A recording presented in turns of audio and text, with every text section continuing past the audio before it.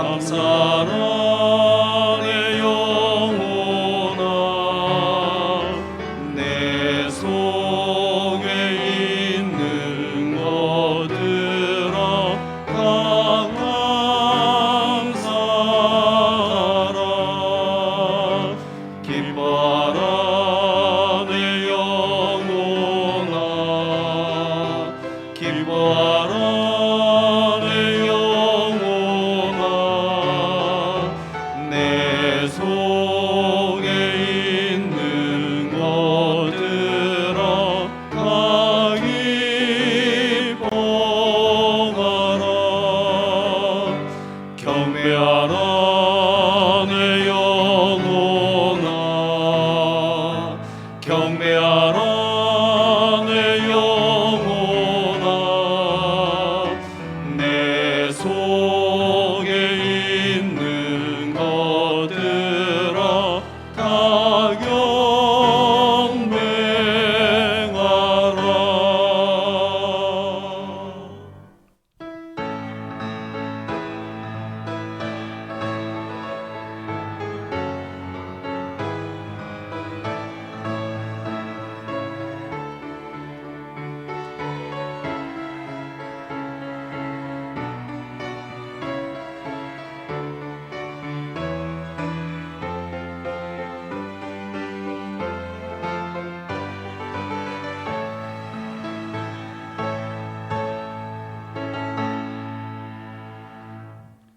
할렐루야. 여호와께 감사하라. 그는 선하시며 그 인자하심이 영원하미로다. 누가 능히 여호와의 권능을 다 말하며 주께서 받으실 찬양을 다 선포하랴. 정의를 지키는 자들과 항상 공의를 행하는 자는 복이 있도다. 아멘. 하나님 아버지 감사합니다. 오늘 이 거룩한 주일 우리를 불러주셔서 하나님의 전에 나와서 또는 영상을 통해서 주 앞에 예배할 수 있도록 우리 모두를 불러주심을 감사드립니다. 오늘도 우리가 세상을 향했던 마음을 정리하며 이 시간도 신령과 진정으로 주 앞에 예배하기 원하오니 하나님 홀로 영광받아 주옵시고 신령한 은혜와 복을 더하여 주시옵소서. 감사드리며 예수님 이름으로 기도드립니다. 아멘.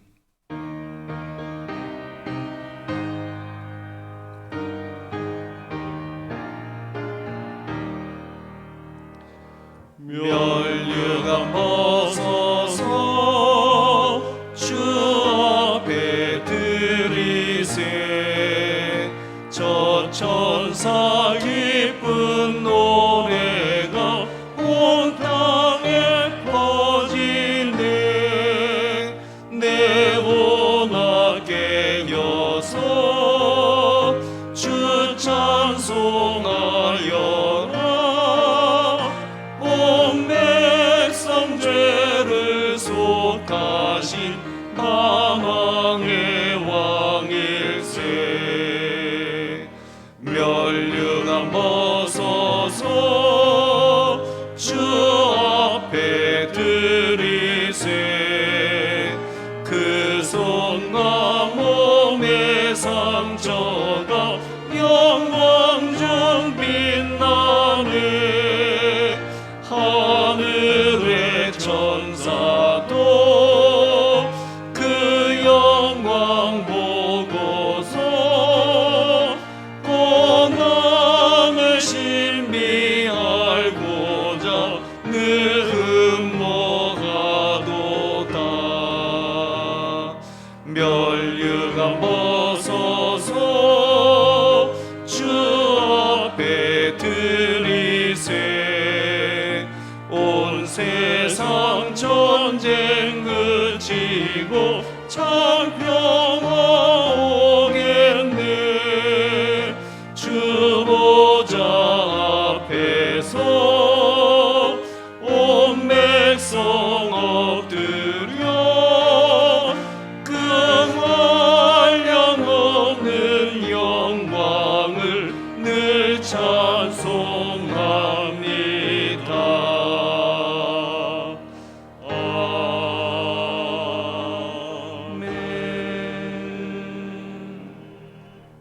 사도신경으로 우리의 신앙을 고백하겠습니다.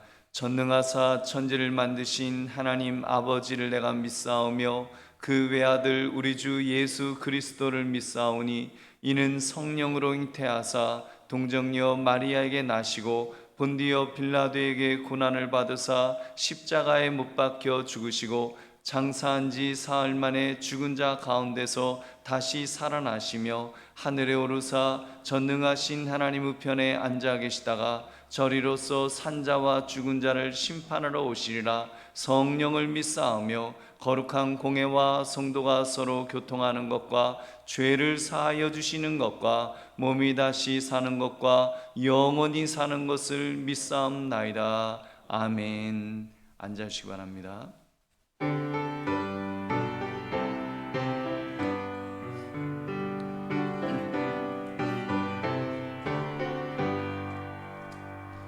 편찮는 주님의 사랑과 거룩한 보혈의 공로를 우리 다 찬양을 합시다. 주님을 만나볼 때까지 예수는 우리를 깨끗게 하시는 주시니 그의 피 우리를 눈보다 더 희게 하셨네. 우리를 깨끗게 한 피는 무궁한 생명의 물일세. 생명의 구원을 받은 자 하나님 찬양을 합시다. 예수는 우리를 깨끗게 하시는 주시니 그의 피 우리를 눈보다 더 희게 하셨네. 주님의 거룩한 보혈을 날마다 입으로 간증해 담대히 싸우며 나가세. 천국에 들어갈 때까지 예수는 우리를 깨끗게 하시는 주시니 그의 피 우리를 눈보다 더 희게 하셨네. 십자가 단단히 붙잡고 날마다 이기며 나가세. 머리에 면류관 쓰고서 주 앞에 찬양할 때까지 예수는 우리를 깨끗게 하시는 주시니 그의 피 우리를 눈보다 더 희게 하셨네. 아멘. 이스라엘의 찬송 중에 거하시는 거룩하신 하나님, 9월 넷째 주일을 맞이하여 온 성도들이 예배당과 각자의 처소에서 정성을 다하여 예배하오니 모든 영광과 찬송을 홀로 받아 주옵소서. 사랑의 하나님, 역병으로 인해 많은 제약이 있는 가운데서도 교회 공동체 회복을 위한 1, 2차 기도회를 잘 마치게 하시니 참 감사합니다.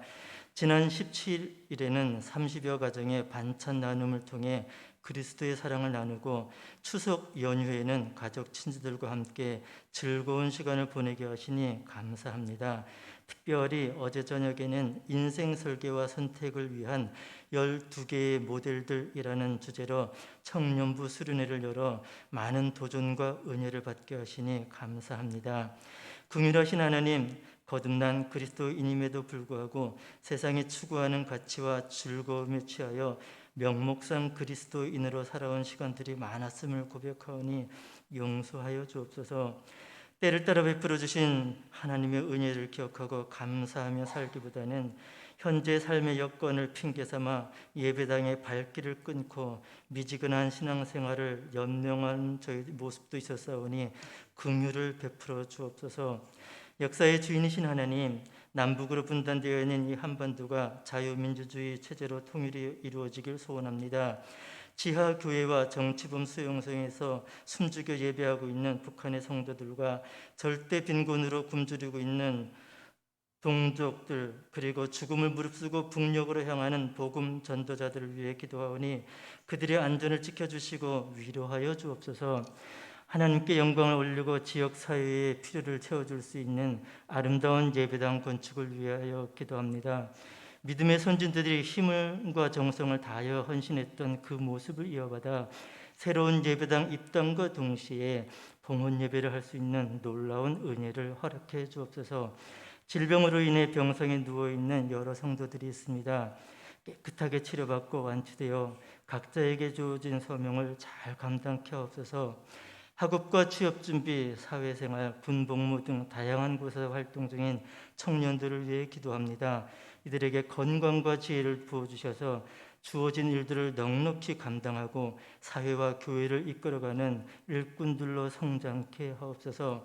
11월 18일 대학 수학 능력 시험을 준비하고 있는 권순욱, 김기태, 김예인, 김효원, 문시원, 이시우 학생을 위해 기도합니다. 3년 동안 준비한 것을 잘 발휘하게 하시고 그 결과에 감사하는 성숙한 믿음 또한 허락하옵소서. 11월에는 박원전 목사님과 사모님 그리고 세 자녀가 서아프리카에 있는 라이베리아로 선교를 떠납니다. 풍토병을 비롯한 예기치 못한 난관을 만나더라도 하나님의 은혜를 구하며 넉넉히 이겨내는 은혜를 부어주시고 온 성도들이 보내는 선교사로 동참하게 하옵소서. 순수에 따라 하수연 성도가 주님만이 나의 전부입니다 라는 제목의 찬양을 정성을 다하여 올릴 때에 하나님 홀로 영광 받아 주시고, 이어서 요한복음 11장 30절에서 44절 말씀을 본문으로 하여 상실이 주는 역설이라는 제목으로 담임 목사님의 말씀을 전합니다. 이를 통해 부활이요 생명이신 예수 그리스도의 십자가를 더욱 깊이 알아가게 하옵소서. 예배의 모든 순서에 성령님의 임재를 소망하며 예수님의 이름으로 기도합니다. 아멘.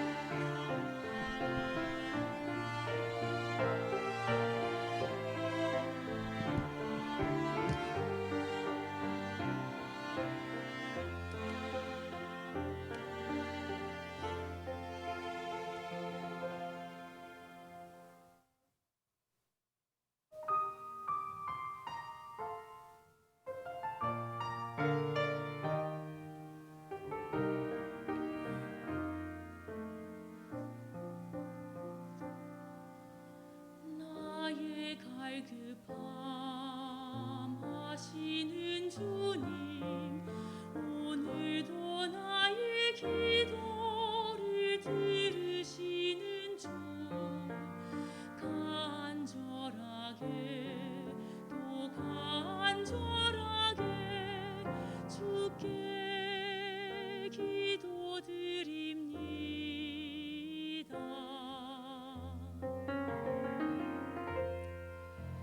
나의 마음을 아시는 주님, 주 은혜로 살아온 자 여기 있으니 긍휼을 베푸사 내 영혼이 오직 주로 기뻐하게 하소서. 내 앞에 놓여진 모든 일들 모두 주의 계획 안에 있으니 주님의 뜻에 순종하며 감사 찬양 드리게 하소서.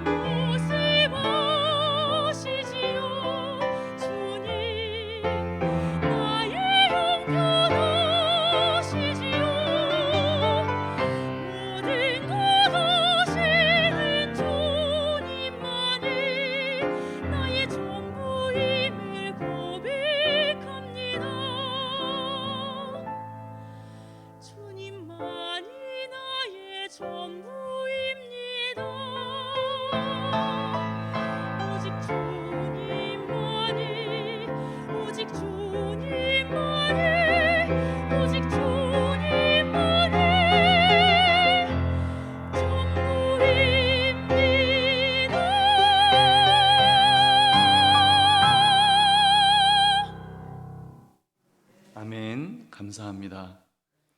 우리 하나님께서 영광 받으신 줄은 믿습니다. 하나님의 말씀 보겠습니다. 요한복음 11장 30절부터 44절까지입니다.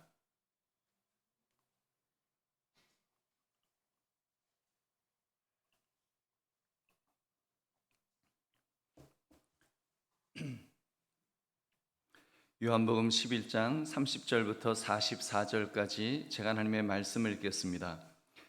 예수는 아직 마을로 들어오지 아니하시고 마르다가 맞이했던 곳에 그대로 계시더라. 마리아와 함께 집에 있어 위로하던 유대인들은 그가 급히 일어나 나가는 것을 보고 곡하러 무덤에 가는 줄로 생각하고 따라가더니 마리아가 예수 계신 곳에 가서 배웠고 그 발 앞에 엎드려 이르되 주께서 여기 계셨더라면 내 오라버니가 죽지 아니하였겠나이다 하더라. 예수께서 그가 우는 것과 또 함께 온 유대인들이 우는 것을 보시고 심령에 비통히 여기시고 불쌍히 여기사 이르시되 그를 어디 두었느냐 이르되 주여 와서 보옵소서 하니 예수께서 눈물을 흘리시더라. 이에 유대인들이 말하되 보라 그를 얼마나 사랑하셨는가 하며 그중 어떤 이는 말하되 맹인의 눈을 뜨게 한 이 사람이 그 사람은 죽지 않게 할 수 없었더냐 하더라. 이에 예수께서 다시 속으로 비통히 여기시며 무덤에 가시니 무덤이 구리라 돌로 막았거늘 예수께서 이르시되 돌을 옮겨 놓으라 하시니 그 죽은 자의 누이 마르다가 이르되 주여 죽은 지가 나흘이 되었음에 벌써 냄새가 나나이다. 예수께서 이르시되 내 말이 내가 믿으면 하나님의 영광을 보리라 하지 아니하였느냐 하시니 돌을 옮겨 놓으니 예수께서 눈을 들어 우러러 보시고 이르시되 아버지여 내 말을 들으신 것을 감사하나이다. 항상 내 말을 들으시는 줄을 내가 알았나이다. 그러나 이 말씀하옵는 것은 둘러선 무리를 위함이니 곧 아버지께서 나를 보내신 것을 그들로 믿게 하려 함이니이다. 이 말씀을 하시고 큰 소리로 나사로야 나오라 부르시니 죽은 자가 수족을 배로 동인 채로 나오는데 그 얼굴은 수건에 쌓였더라. 예수께서 이르시되 풀어놓아 다니게 하라 하시니라. 아멘. 오늘 이 거룩한 주일에 주예전에 나와서 또는 영상을 통하여서 주 앞에 예배하시는 여러분들 위해 하나님의 크신 은혜와 복이 임하시기를 주님의 이름으로 축원합니다. 오늘 여러분과 함께 나눌 말씀의 제목은 상실이 주는 역설, 상실이 주는 역설이라는 제목입니다. 여러분, 자녀에게 가장 잘 돌봐주고 양육해주는 훌륭한 부모님은 어떤 모습일까요? 현대 아동교육학자들이 말하기를 단순히 친밀하기만 한 부모보다 친밀하면서 권위 있는 부모가 가장 바람직한 부모라고 그런 이야기를 했습니다.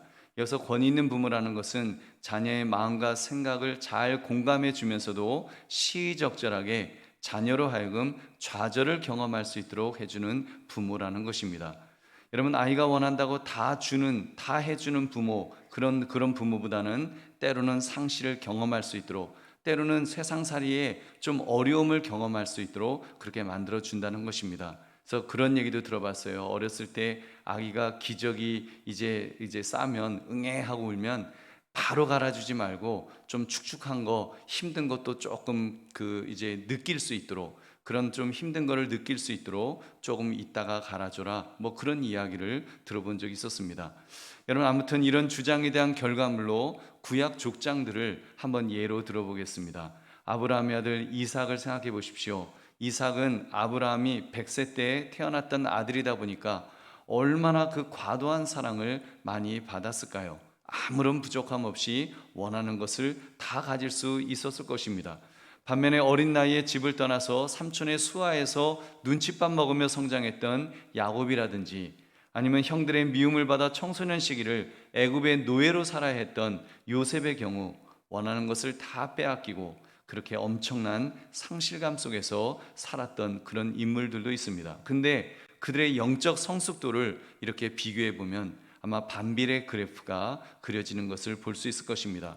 모든 것이 풍족했을 이삭이 덜 성숙한 반면에 늘 빼앗기고 늘 부족하게 살았을 야곱과 요셉은 더 성숙해진 면이 분명히 있다는 사실입니다. 여러분, 그런 결과를 우리가 어떻게 이해해야 할까요? 여러분, 사랑하는 성도들이요, 여러분은 요즘 상실을 많이 경험하고 있으실 것입니다. 특히 이번 주 민족의 명절을 보낸 후에 우려했던 대로 코로나 확진자가 서울만 1,000명이 넘는 대확산을 우리가 경험하고 있습니다. 백신을 맞아 이제 좀 좋아지려나 싶었는데 이러다가 더 큰일이 나는 것은 아닌가, 이런 염려하는 분들도 많으실 것입니다. 여러분, 왜 하나님은 우리에게 이렇게 부족함이 없도록 해주지 않으시고 자꾸 어려움을 주시는 것일까요? 이렇게 자꾸 잃어버리면, 상실감에 사로잡히게 되면 나중에는 그 영영 회복하지 못하는 것은 아닐까, 이런 불안함까지 우리가 가질 수가 있습니다.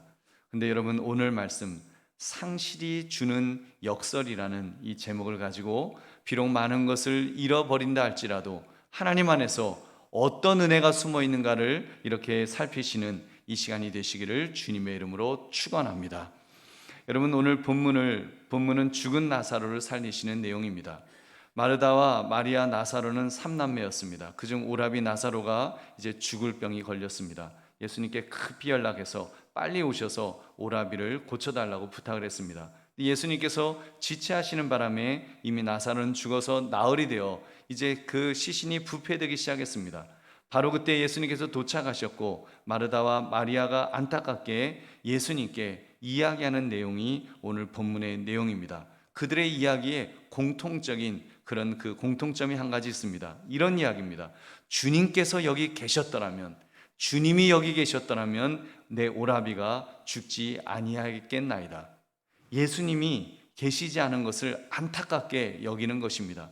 예수님의 상실을 경험한 것이죠. 사실 그들의 입장에서 너무 안타까웠을 것입니다. 예수님께서 조금만 빨리 오셨더라면, 아니 예수님께서 우리 오라비가 아플 때 옆에 계셨더라면 우리 오라비가 죽지 않았을 텐데, 맹인의 눈도 뜨게 하신 그 예수님께서 우리 오라비를 못 낫게 해주셨겠어? 그런 안타까움이 있는 것입니다.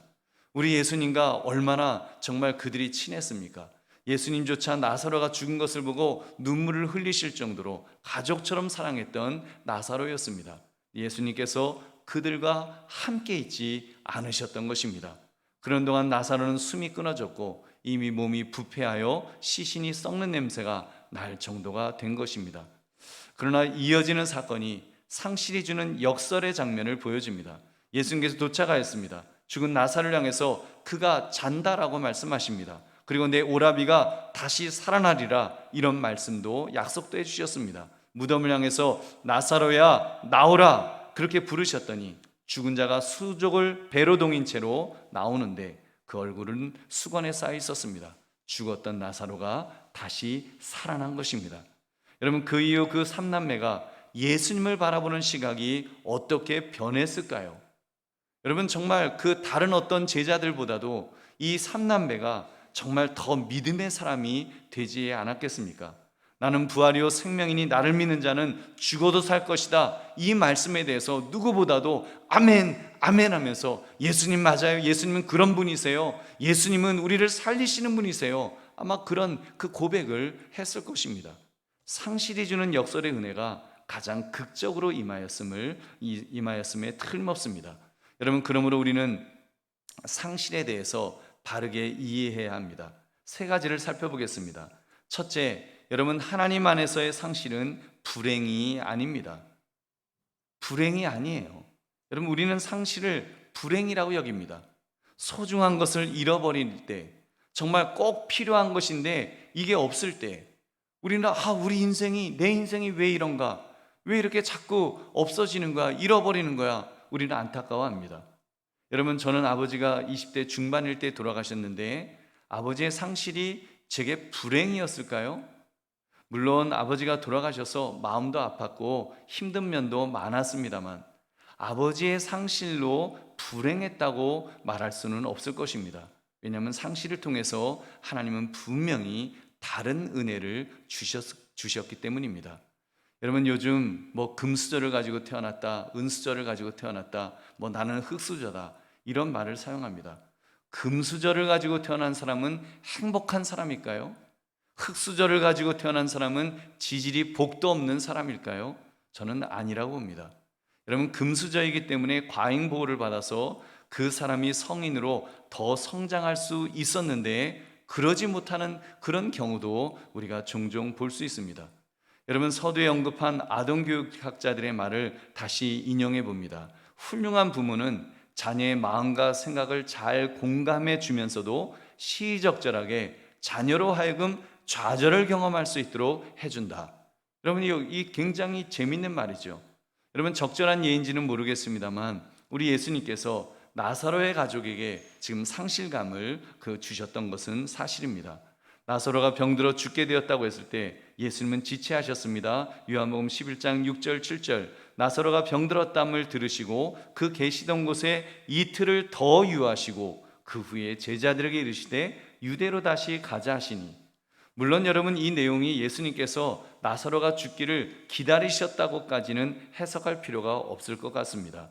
왜냐하면 예수님께서 나사로가 죽은 것을 보시고 눈물도 흘리시고, 사실은 예수님이 도착했을 때는 이미 죽은 지 나흘이 지났으니까 아마 예수님은 벌써 그 소식을 들었을 때 나사로가 죽었다는 사실을 아셨을 것입니다. 그러나 마르다와 마리아는 하여튼 어떤 이유에서인지 왜 예수님이 오지 않으시지? 왜 예수님이 우리 오라비가 이게 죽은 지 나흘이 될 때까지도 왜 예수님은 오시지 않는 거야? 별로 멀리 계신 것도 아닌데 하루길이면 달려오시면 충분히 오실 텐데 왜 안 오시지? 지금 뭔가 그 상실을 통해서, 예수님이 계시지 않는 상실을 통해서 하나님을 기다리는 그런 그 기다림의 어떤 것을 배웠을 것입니다. 여러분, 사실 이런 상실의 순간들은 제자들도 여러 번 경험했던 일입니다. 풍랑을 만났던 여러분 제자들을 보십시오. 여러분, 마가복음 4장을 보면 예수님께서 제자들과 함께 바다 저편으로 건너가 있습니다. 근데 큰 광풍이 막 불어서 제자들이 그 광풍과 싸우다가 이제 아주 거반 죽게 되었습니다. 평생을 바다에서 잔뼈가 굵었지만 이게 도저히 감당할 수가 없었습니다. 그런데 여러분, 그때 예수님은 어디에 계셨습니까? 여러분 아시죠? 마가복음 4장 38절, 예수께서는 고물에서 베개를 베고 주무시더니 제자들이 깨우며 이르시되 선생님이여, 우리가 죽게 된 것을 돌보지 아니하시나이까 하니, 예수님께서는요 배 뒤편에 누워서 이렇게 쿨쿨 잠에 빠져 계셨습니다. 좀 황당한 장면이죠. 제자들은 지금 발을 동동 구르면서 죽기 내기로 풍랑과 싸우고 있는데 예수님은 잠에 빠져 계셨다니요. 이게 굉장히 이상한 거예요. 제자들이 오죽야속했으면 선생님이요, 우리가 죽게 된 것을 돌아보지 않으십니까? 왜 우리를 돌보지 않으시는 겁니까? 도대체 뭐 하고 계십니까? 지금 원망하고 있습니다. 제자들이 상실감을 느꼈던 것입니다. 여러분, 우리가 이렇게 힘든데 왜 도와주지 않느냐? 이게 상실감 넘어서 배신감까지 느꼈겠죠. 예수님께서 일어나셔서 바람을 꾸짖으시며 바다더러 잠잠하라 고요하라 명령하였습니다. 바람이 그치고 아주 잔잔해졌습니다. 할렐루야. 여러분, 그러자 제자들이 어떻게 반응했습니까? 41절에 보면 그들이 심히 두려워하여 서로 말하되 그가 누구이기에 바람과 바다도 순종하는가 하였더라. 예수님을 향한 경외감을 느끼기 시작한 것입니다. 여러분, 저는 그런 생각을 해봤습니다. 처음부터 예수님께서 풍랑과 함께 싸우셨다면 막 파도가 막 몰려오는데 얘들아, 우리 함께 이걸 이겨나가자, 힘내자, 너무 무서워하지 마 하면서 막 그래서 이겨나갔다면 풍랑을 이길 수도 있었겠죠. 여러분, 어쩌면 제자들이 끝까지 견딜 수도 있었을 것입니다. 그랬더라면 여러분, 예수님을 함께하는 동지로 여길 수는 있었을지 모르지만 예수님에 대한 경외감을 느낄 수 있는 그 기회는 놓쳤을 것입니다. 하나님은 우리의 상실감을 통해 더 큰 은혜를 주시는 분이신 줄 믿으시기 바랍니다. 여러분, 그렇기 때문에 하나님 안에서의 상실은 불행이 아니라는 것을 여러분 꼭 기억합시다. 그때야말로 하나님께서 우리가 시험을 견뎌야 할 때라고 말씀하십니다. 우리가 인내해야 할 때라고 말씀하실 것입니다. 우리가 도움을 받아야 될 때라고 말씀하실 것입니다. 우리가 최상의 것을 배워야 될 때라고 말씀하실 것입니다. 우리가 하나님의 능력과 힘의 증거를 경험해야 될 때라고, 정말 하나님을 경험할 때라는 것을 말씀하실 것입니다.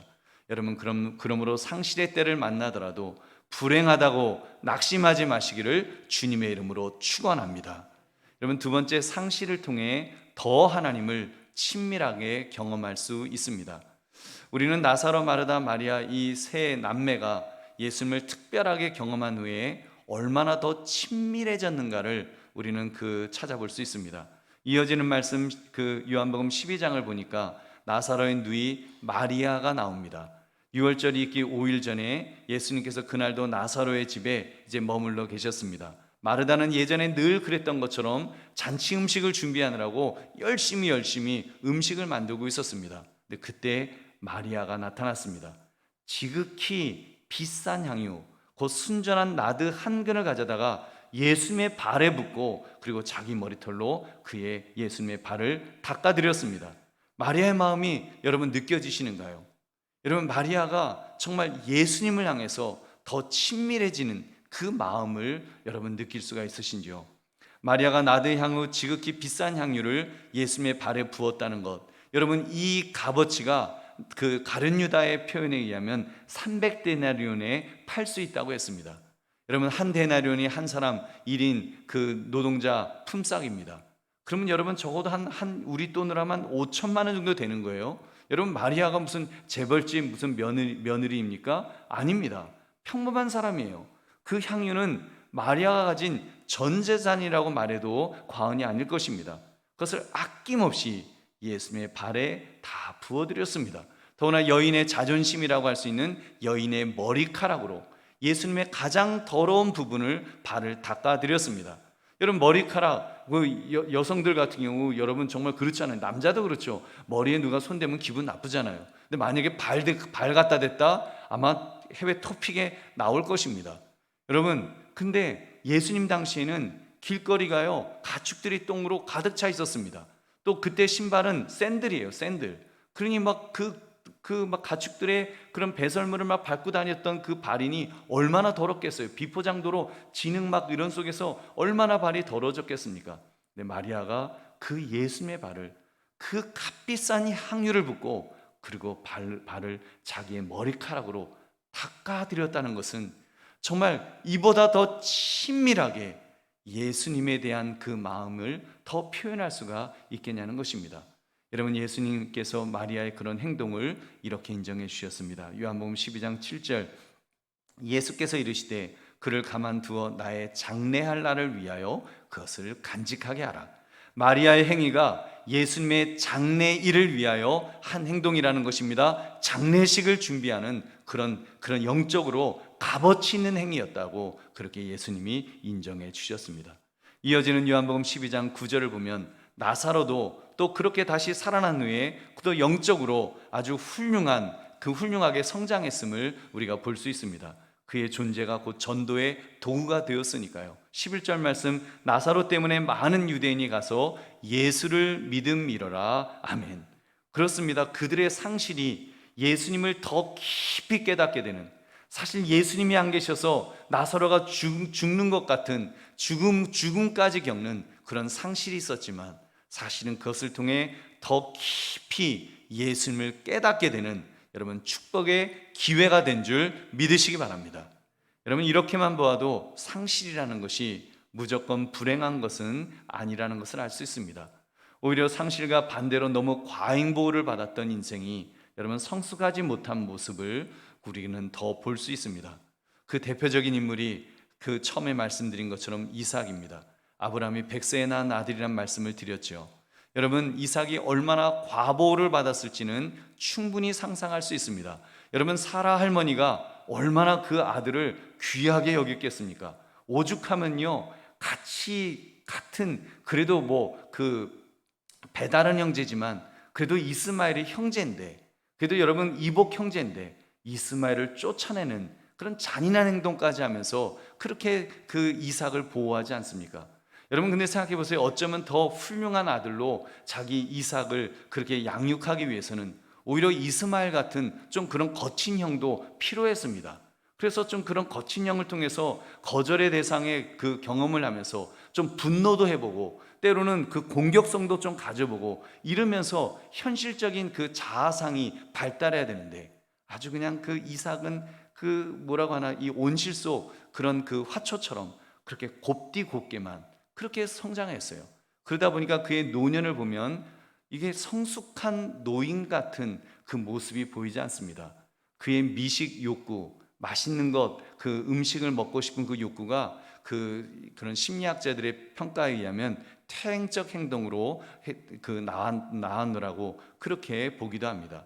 여러분, 그 결과는요, 작은 아들이 아버지를 속여서 형이 받아야 될 축복을 가로채는 비극의 단초가 되었다는 것을 우리는 알 수 있습니다. 우리 사랑하는 성도님들, 내 삶에 상실이 있다고 너무 이렇게 속상해하지 맙시다. 이렇게 나를 흙수저로 태어나도록 왜 하나님 이렇게 만드셨느냐고, 누가 태어나고 싶어서 태어났느냐고 우리 하나님 앞에 원망하지 않으셨는지요? 여러분, 생명은 하나님이 주셨습니다. 여러분, 하나님께서, 창조주 하나님께서 우리를 계획하셨고 우리로 하여금 이 땅을 살아가도록 만들어 주신 것입니다. 그리고 설령 상실을 경험한다고 할지라도 불행하지 않도록 하나님은 우리를 붙들어 주실 것입니다. 반대로 금수저를 물고 태어났다 할지라도 하나님이 없이는 오히려 불행해질 수도 있습니다. 그렇기 때문에 여러분, 상실을 통해서 무언가를 깨달으려고 하는, 영적으로 깨달으려고 하는 여러분 그런 태도가 우리에게 필요한 줄로 믿습니다. 여러분, 요즘 코로나19가 빨리 멈춰지지 않아서 정말 많이 지쳐 계시죠. 백신을 맞았는데도 일상으로 돌아가지 못하는 것 때문에 정말로 상실감이 더더욱 커지셨을 것입니다. 그렇다고 할지라도 우리 너무 낙심하지 맙시다. 오히려 그 상실을 통해서 더 하나님을 친밀하게 경험할 수 있도록 우리의 마음을 엽시다. 그리고 하늘을 바라보며 하나님을 바라봅시다. 하나님이 상실을 통해서 나에게 어떤 은혜를 주시기를 원하십니까? 한국교회에 어떤 은혜를 주시기를 원하십니까? 우리 대한민국을 하나님은 어떻게 세우시기를 원하시는지 우리가 하나님 앞에 엎드리면서 하나님을 바라봅시다. 하나님께서 은혜 주실 줄로 믿습니다. 그러므로 상실을 통해 더 하나님을 친밀하게 경험하심으로 더 큰 은혜 속에 살아가시는 저와 여러분 되시기를 주님의 이름으로 축원합니다. 세 번째, 상실의 시기를 믿음으로 견디는 인내심을 발휘합시다. 여러분, 성경 어디에도 전혀 상실이 없이 살았던 인물이 있다, 이런 이야기는 없습니다. 모두 상실을 경험합니다. 이삭조차도 사실은 상실을 그 나름대로는 경험했습니다. 다만 그 이삭은 아버지 아브라함이나 아들 야곱이나 손자 요셉과 비교할 때 비교적 평탄하게 살았다는 것이지, 여러분 그도 상실을 경험했어요. 그렇기 때문에 그래도 믿음의 조상이 된 것이 아니겠습니까?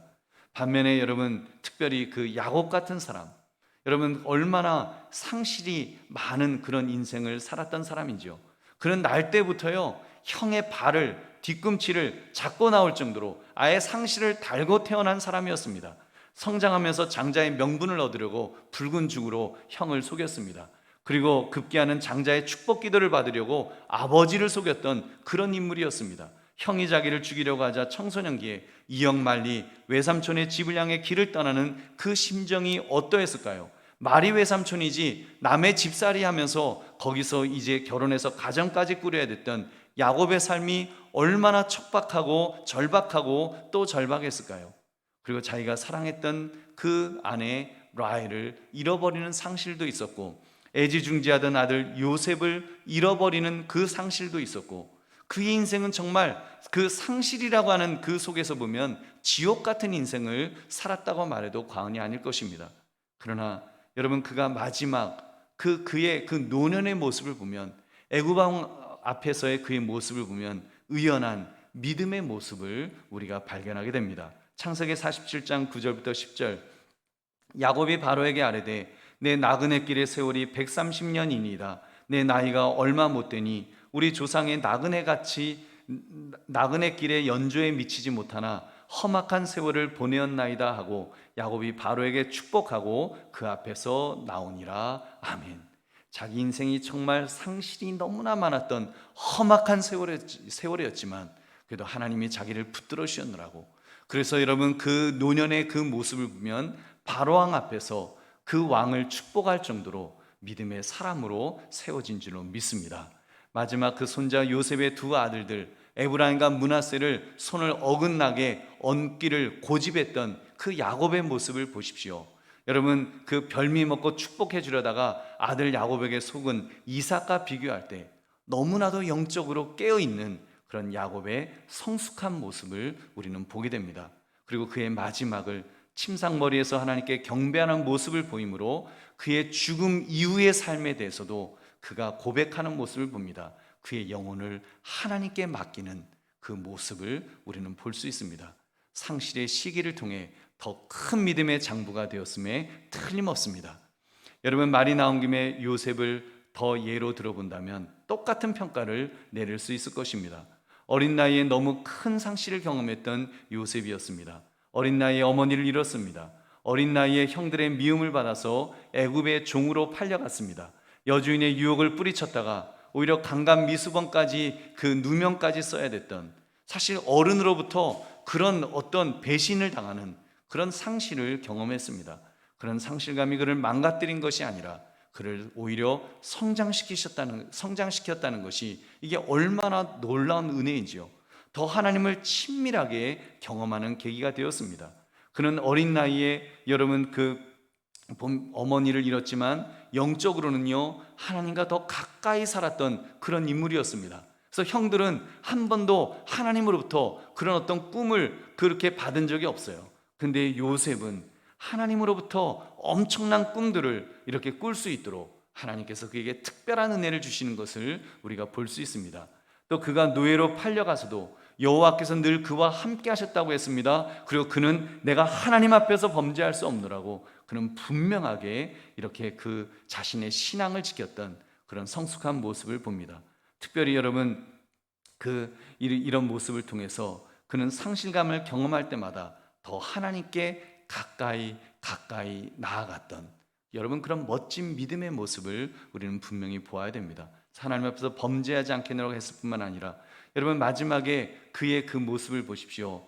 그 상실의 시기를 믿음으로 인내함으로 그가 큰 믿음의 장부가 되었는데 여러분 그 총리가 되잖아요. 애굽의 총리가 되고 그래서 하나님께서 지혜를 주셔서 정말 애굽 근동을 구원하는 구원자로서 쓰임받고 심지어 그 집안을 구원하는데 여러분 그 형들이 그들 앞에 그 애굽 요셉 앞에 이렇게 서지 않습니까? 얼마든지 복수할 수 있었어요. 너희가 나를 이렇게 배신해 이렇게 팔아먹어 그 충분히 그럴 수 있었지만 그의 성숙한 믿음의 모습을 보십시오. 복수하지 않았습니다. 오히려 구원자로서 구원자의 역할을 잘 수행하며 그는 이렇게 말합니다. 창세기 45장 5절 당신들이 나를 이곳에 팔았다고 해서 근심하지 마소서 한탄하지 마소서 하나님이 생명을 구원하시려고 나를 당신들보다 먼저 보내셨나이다. 아멘. 당신들보다 나를 먼저 하나님이 보내신 것이라고 오히려 하나님 앞에 더 가까이 나가는 이 요셉의 성숙한 모습을 우리는 봅니다. 사랑하는 성도님들, 지금 여러분의 삶에는 어떤 것들이 떠나가고 있습니까? 그 상실감이 얼마나 크십니까? 실망하지 마시고 낙심하지 마시고 여러분 고개 들어 하나님을 바라봅시다. 그리고 인내합시다. 그러면 하나님께서 붙들어 주실 것입니다. 주의 간팔로 붙들어 주시면 여러분을 더 성장시켜 우리를 더 성장시켜 주실 것입니다. 영의 눈을 열어서 오히려 이전에 보지 못했던 것들을 볼 수 있도록 하나님은 우리를 그렇게 붙드시고 힘과 능력을 우리에게 주실 것입니다. 오히려 선한 영향력을 끼칠 만한 믿음의 장부로 세우실 줄 믿으시기 바랍니다. 그 하나님을 기대하십시오. 그 하나님을 의지하십시오. 그리고 오늘 하루 또 힘있게 일어나서 시작합시다. 주님의 놀라운 은혜와 복이 넘치실 줄로 믿습니다. 말씀을 맺습니다. 상실이 주는 역설, 상실이 주는 역설. 이것이 성경이 우리에게 말씀하시는 우리 삶의 역동성이라고 할 수 있습니다. 세상 사람들은 소중한 것을 잃어버리면, 빼앗겨버리면 낙심합니다. 원망합니다. 좌절합니다. 믿음의 사람은 그 상실감을 통해서 더 하나님께 가까이 나아가게 되어 있습니다. 인내함으로 견딥니다. 그래서 하나님께서 붙들어 주시는 새로운 은혜를 경험하게 될 것입니다. 오히려 더 큰 영향력을 발휘하는 그런 사람이 되는 것입니다. 그러므로 상실이 주는 역설이라는 제목처럼 상실을 통해 오히려 하나님의 능력을 경험하시는 저와 여러분 되시기를 주님의 이름으로 축원합니다. 우리 함께 기도하겠습니다. 오늘 말씀 생각하시면서 하나님, 우리가 그렇게 살게 하옵소서. 우리가 상실로 인하여 실망하고 원망하고 좌절하는 것이 아니라 우리는 더 하나님께 가까이 나아가는 정말 더 영적으로 성숙해질 수 있는 믿음의 장부들 되게 해달라고 우리 함께 기도하겠습니다. 하나님 아버지 감사합니다. 오늘 주신 말씀 앞에 우리가 결단하며 나아갈 수 있기를 원합니다. 우리는 부족합니다. 우리는 연약합니다. 하나님 아버지, 우리의 삶이 너무나 아버지 어렵고 힘들고 아버지 잃어버리는 것이 많고 빼앗겨버리는 것이 너무나 많은 우리의 인생이지만 하나님, 그것으로 끝이 아님을 주님 앞에 고백합니다. 원망하지 않고 실망하지 않고 좌절하지 않을 때 하나님 바라볼 때 하나님께서 힘 주실 줄은 믿습니다. 능력 주실 줄은 믿습니다. 오히려 하나님 아버지, 그것을 통해 영적으로 성숙하여 하나님의 아버지 사람으로 하나님께서 사용하시는 인물로 서나갈 수 있도록 우리를 붙들어 주실 줄은 믿습니다. 하나님 바라면 하나님 의지하며 더 믿음으로 살아가는 믿음의 장부들 될 수 있도록 주여 함께하여 주시옵소서. 이 어려운 아버지 시기를, 이 코로나의 시기조차도 우리가 잘 이겨나갈 수 있는 믿음의 큰 장부들로 세우시어서 늘 주님 안에 승리할 수 있는 우리 모두가 될 수 있도록 주여 함께하여 주시옵소서. 우리를 붙들어 주실 줄은 믿습니다. 함께 하실 줄은 믿습니다. 우리에게 힘과 능력을 주시고 늘 주님 안에서 아버지 하나님 승리할 수 있는 우리 모두로 세워 주시옵소서. 주여 함께하여 주시옵소서. 주여 역사하시고 붙들어 주시옵소서. 은혜 내려 주시옵소서. 인도해 주시옵소서. 하나님 아버지, 우리 인생을 돌아볼 때 너무나 잃어버리고 빼앗기는 것들이 많음을 고백합니다. 특별히 코로나로 인해서 우리가 너무나 일상을 다 잃어버린 이 정말 절망적인 상황을 우리가 맞이했는데, 주님, 이것 때문에 우리가 실망하거나 좌절하거나 원망하지 않도록 우리를 붙들어 주시옵소서. 상실을 통한 역설의 은혜를 우리가 깨닫기를 원합니다. 우리는 하나님 바라보는 사람이고 우리는 하나님을 붙드는 사람이기에 하나님께서 우리에게 힘과 능력을 주실 줄로 믿습니다. 우리를 더 큰 믿음의 사람으로 성숙하게 만들어 주실 줄로 믿습니다. 하나님 안에서 승리하게 하시고 하나님 안에서 주의 장중에 붙들림 바 되어 오히려 하나님이 사용하시는 하나님의 인물로 서나갈 수 있도록 우리 모두에게 은혜 내려 주시옵소서. 함께 하실 줄 믿사오며 예수님 이름으로 기도드립니다. 아멘.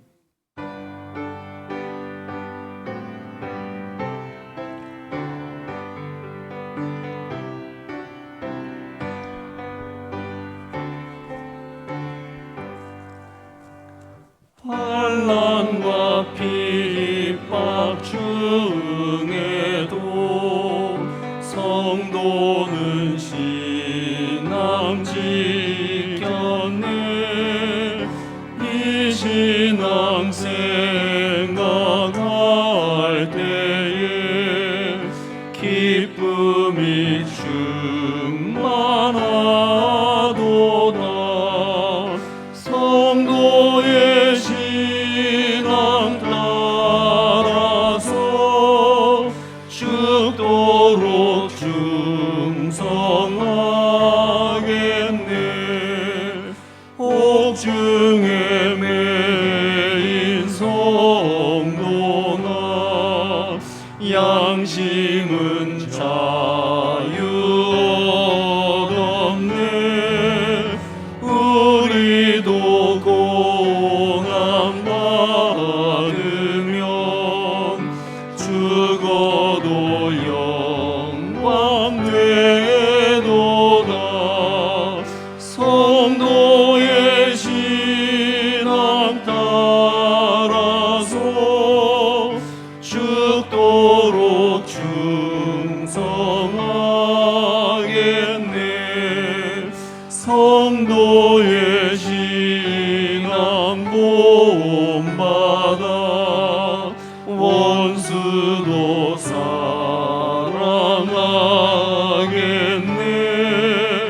인자한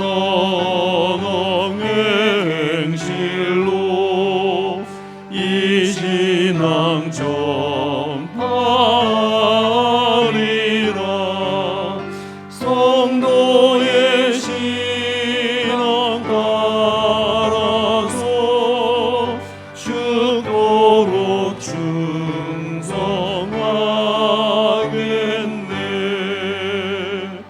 아멘.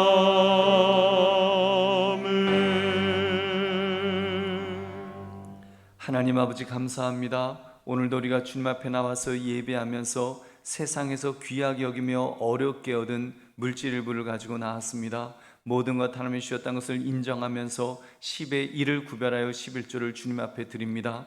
정성스럽게 준비한 주일 헌금을 드리고 감사의 조건을 가지고 감사의 예물을 드리고 땅끝까지 복음을 증거하기 위하여 선경금으로 드리며 특별헌금을 드리는 손길들 위에 하나님 은혜와 복을 주시기를 원합니다. 하나님을 바라보기를 원합니다. 하나님을 붙들기를 원합니다. 우리의 직장과 사업장을 하나님 책임져 주옵시고 우리의 가정을 하나님 붙들어 주시고 세우시어서 우리가 흔들리지 않기를 원합니다. 특별히 우리 자녀들을 축복하며 기도할 때마다 하나님 복의 복을 더하여 주셔서 저들이 이 어려운 시기에도 하나님의 복을 받으며 살아갈 수 있도록 주여 함께하여 주시옵소서. 늘 주님 안에서 우리가 승리할 수 있게 하시고 우리가 주님 안에서도 성숙해 나갈 수 있는 우리 믿음의 큰 장모들 될 수 있도록 우리 모두를 붙들어 주시옵소서. 이 물질이 교회가 교회다운 일을 감당하는데 가장 은혜롭게 효과 있게 쓸 수 있도록 복을 더하여 주옵소서. 감사드리며 예수님 이름으로 기도드립니다. 아멘.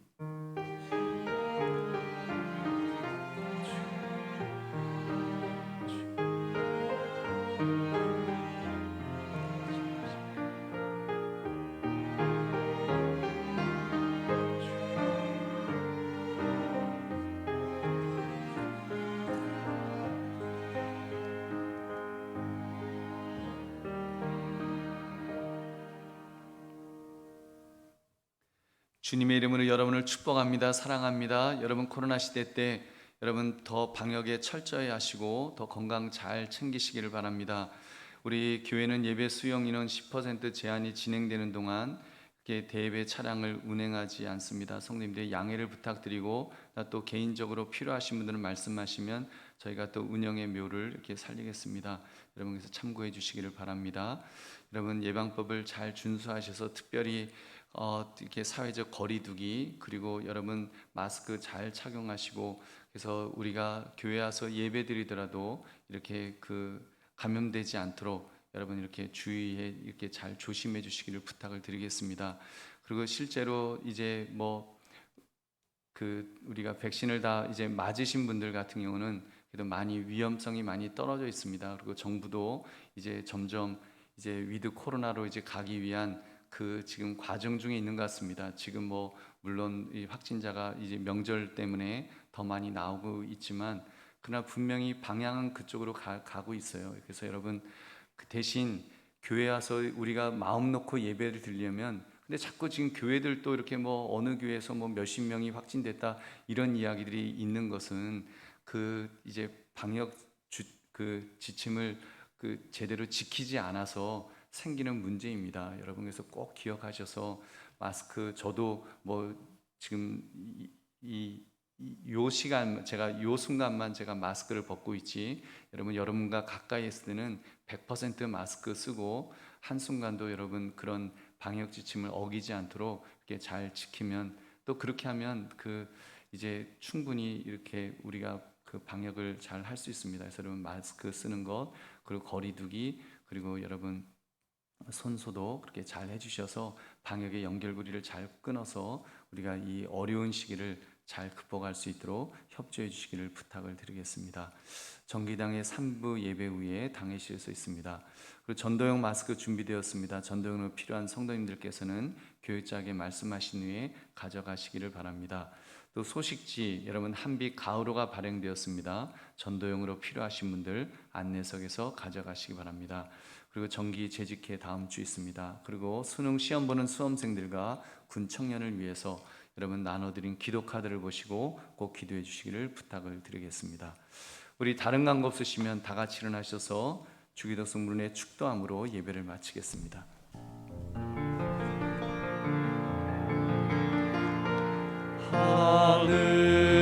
하늘에 계신 아버지 이름 거룩하사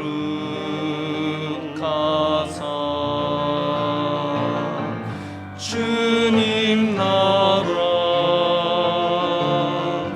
임하시고 뜻이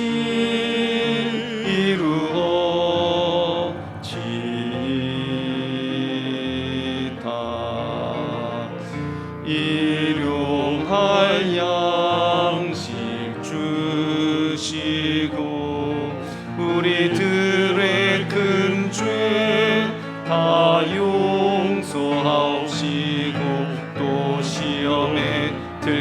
하시고 악에서 구원하소서. 대개 주의 나라 주의 권세 주의 영광 영원히 아멘.